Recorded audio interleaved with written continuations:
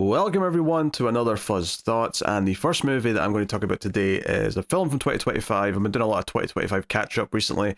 This is one that I watched a couple of weeks ago, but I did want to talk about this one specifically. Mainly because I was disappointed in it in a lot of ways, and that was Drop from last year, which was a Christopher Landon directed film. And disappointed for a few reasons. One, I really like Happy Death Day, which was Landon's first film that I saw back in 2017. And I like the second film, although not as much. And pretty much if anything, I'm more positive on it than most people are. And Freaky was okay, but kind of fell apart a little bit and didn't quite hold up to much scrutiny. So I was excited for this one because I was hoping it was going to be another fun movie from him, maybe a bit of a return to form, but also because I think the premise is really good. And the premise actually very much appeals to my taste, in which it's kind of like set in mostly one location. You've got a character who is forced into a position where they're having to act out sort of like almost covert things and be put in dangerous situations that she can't explain, under the threat of something happening to her loved one, in this case her son. And it's all kind of done in like a very public location with lots of like side characters and extras who we can kind of get to know via them reacting to what's going on throughout the movie. But they also act as a list of suspects who might be involved or behind what's happening. So the premise of Drop is that a single mother goes on a date with someone that she's been chatting with for some time, and they go to this fancy restaurant, which is in a tall building, nice view of the city, all that stuff, very elegant. But she starts getting messages on her phone, showing that someone's at her house, her son's in danger, and if she doesn't do what they say, they'll obviously kill him.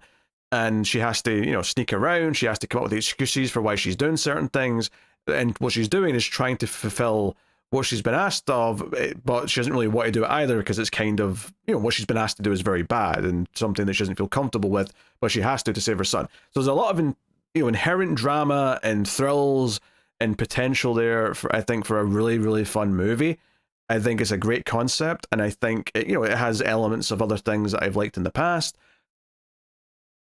And there's little moments here or there, especially in the first half, where I'm like, oh, I like the rules they're setting up. I like that they're ruling out this, and that she's going to have to deal with this situation, and she's going to have to deal with, she can be seen on camera just about anywhere in the restaurant, and she can't sneakily do something or sneak a message to someone, that kind of thing. But you see her testing these things. You see her trying to outthink what's happening to her, try to outsmart the perpetrator and try to somehow solve it without having to go through what she's been asked of. So, I really like the ideas. I like the premise. The problems come down to two things, really. One is execution. The movie, tries to be super stylized in these weird, quirky ways where there'll be kind of the way text messages are appearing on the screen feels very kind of over the top. There's a lot of quick cutting. The editing was kind of annoying me, actually, quite early on as well. It felt like it was cutting around. It wouldn't settle on a shot for more than a couple of seconds. And when it's doing that constantly, any movie does that too constantly, it can get a little bit grating, and I start to really notice it, and it gets in the way. Especially since this is a movie where you could really enjoy a nice wide shot of her sitting at the table with the date, and take in the surroundings, take in the people around her who might be watching, or take in, because we really want to get into the geography of this place she's in, because this is kind of the playground for the whole movie, is all these, where all the tables are, where the bathrooms are, where the bar is. It's something we want to kind of get a good sense of the entire time. So I think a lot more relaxed editing would have helped quite a bit as well.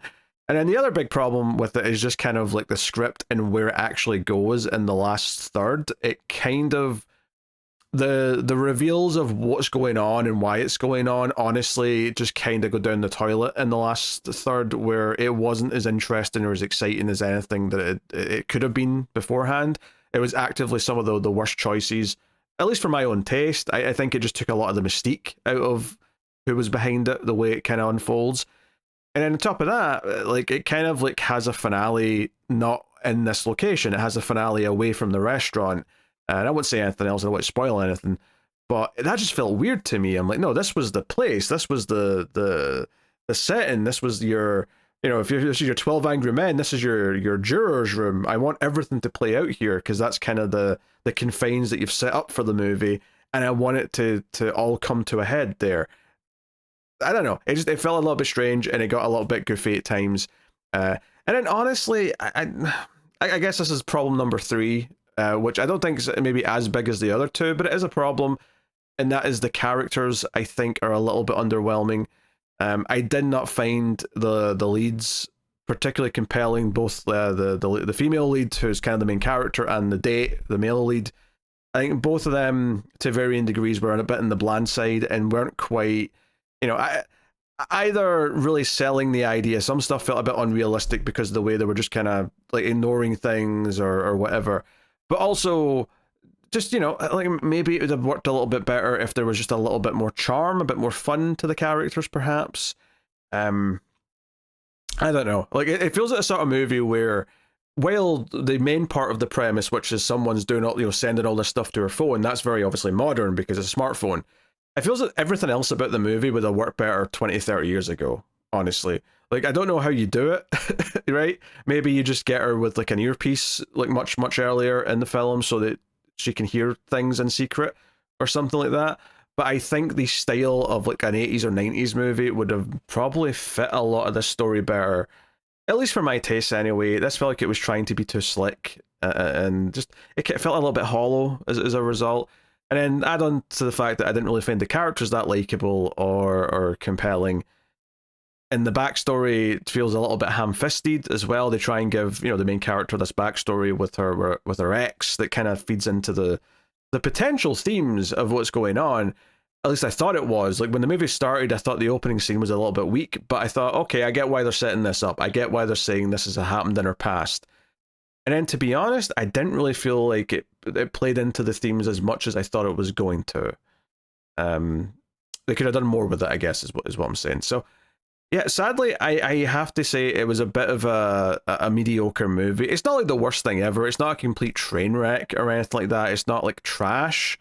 It's not bad enough to be that. It's just really kind of underwhelming in the middle. It's, you know, if the characters were better, if the direction was better, if the script was better, if the reveals in the end were better, all these things, like if all these individual things had been improved, or at least if some of them were, you'd probably end up with a pretty decent to good movie. But as it is, everything just feels a little bit lackluster. And it's a shame because I really like movies with like a very kind of like bottle setting where it's all one location and it's a kind of a simple sort of dance where the character has to navigate, like, you know, whether it's like a hostage situation or a debate of some kind or something, you know, or maybe in a slightly bigger scale, but it's not that unlike something like a Die Hard where it's like, oh, we're all trapped in a building and we have to take out the bad guys. That's a bit bigger than this, but something that's kind of limited in scope so that you can really get into the nitty gritty of like how to use that environment. And I feel like this just sort of annoyingly touches on that stuff, but never really goes full hog. And what it does choose to focus on later in the movie and the way it reveals stuff, sadly left me really kind of underwhelmed. So yeah, sadly it did not like drop. I wanted to, like, the premise was it felt perfect on paper for what I actually would look for in a fun thriller, but honestly it just left me feeling a little bit hollow. So that is Drop. That's the first movie I wanted to talk about. The second movie I wanted to talk about is not a new movie at all. It's from the 80s. It's 1987, based on a book, and it's called Flowers in the Attic, which many of you might have heard of that title before. I had heard of the title, but that's it. I didn't really know what it was about. In fact, I used to often mistake this movie for another film called Hider in the House, starring Gary Busey, purely because in that movie he hides in the attic, and when I saw Flowers in the Attic sometime later, not knowing what that movie's title was, I went, oh, that must be that Gary Busey movie. And for some reason, and it's not, right? Like I say, that movie's called Hider in the House, and it's like a really cheesy movie, but I actually think it's kind of fun, but it's fun in a really cheesy way. Flowers in the Attic, not knowing what it was going into it, made for quite an experience. And what was funny is I watched this one on stream and was being informed, especially by the end of the movie, I was being informed of how much was watered down for the movie versus the book, which went into a lot of more kind of intense stuff. And Honestly, like, I try and keep these Fuzz thoughts, like many reviews, spoiler free. I'm not trying to spoil anything. I'm trying to give an idea of, like, if I liked a movie, do I recommend it? Why do I like it, without going into anything spoilery? And I don't know how much I should spoil about this. I mean, I guess the basic premise is that a father dies, and his four children, two who are kind of in their teens to late teens, and then two who are, the twins who are, like, I don't know, 7 or something like that, quite young. Them and her mother are left with no money, so she's forced to take her 4 kids to her parents' mansion and stay there. But her parents, the mother, the grandmother, I should say, in this case, is played by Louise Fletcher, who you might know from One Flew Over the Cuckoo's Nest. Is definitely a more famous role. They are unbelievably strict and unbelievably draconian in how they operate. The 4 kids are expected to share one room, and they're basically told to never leave the room. They have to be in there, and Louise Fletcher comes in and, like, tells them all these, like, super strict rules that almost no kids would ever have to follow in any other circumstance. And it feels, like, okay, where's this going? And it's kind of like a movie about these 4 kids feeling held captive in this mansion. So I did not know that going in, but there's also other things I did not know going in, where it kind of touches on some pretty, I'll say, seedier subjects. Sleazy, even, you might say. And it's so funny because as like certain things are brought up in the movie, I was like, oh, that's a bit of a leap. I was kind of criticizing, a character for being paranoid about something. But the funny thing is that the thing that the character says in the movie, in the book, it's just true. In the book, it happens. And I'm trying not to spoil anything here. I'm just talking around it. But it sounds like the book is a wild, wild, wild story. Whereas the movie does have its wild elements, and it feels like it's kind of hitting on things, and you certainly think of some of the adults in this movie as just villains, and you kind of want to root for the kids and see if they can escape and, find their way out and that kind of thing. It's an interesting movie. I'll say that. Like, I wouldn't say it's good, but I will say, like, if I was to rate this in terms of, like, rating, it's probably a very similar rating to what I gave Drop. But I think this is a more interesting movie because of how weird it is and how bizarre the story is, where you're kind of engrossed in just sort of seeing what the hell else it does, even if some of the line readings are wild and kind of, like, I guess cheesy is a word I'd use here as well, but they're cheesy in a very, like, just like a bad acting kind of way, where one of the kids will yell something and it'll be the most absurd line that should sound dark, but the way the kid yells it just feels, wild. I mean, I don't want to spoil the context of this, but I will never forget, eat the cookie, like, as long as I as long as I live, because it's just this absurd moment that plays out. And yeah, so it's kind of like I guess it's in the sort of almost like so bad it's good kind of category, right? It's kind of veering into that, but it's like a weird, like, just it's everything about it's weird. It's one of those movies where every detail, the more it goes, is just weirder and weirder than the last. And you start to wonder what the hell, like, how did someone think up of these particular details? And it makes me wonder what an analysis of the book is. Like, is the book saying something grand with a lot of these things? Because then, like, hearing about it, having just seen the movie, it feels like it's adding all this extra stuff on top. So, I don't know. But, I mean, it was an experience, I will say that. And it's definitely something that I won't forget watching. So in that realm, whereas Drop, I will mostly forget that movie. I'll be lucky if I remember that in a year's time. Flowers in the Attic, I'll remember a couple of main bits from it. I'll remember a couple of feelings that I had when I watched it, because it's just bizarre enough to actually kind of stick in your mind. So if you want something weird to watch that's not necessarily good, but at the very least is kind of like got a bit of a car crash quality to the way it's unfolding, then I think Flowers in the Attic might be what you're looking for. It is worth mentioning there was another version made in like 2014, give or take.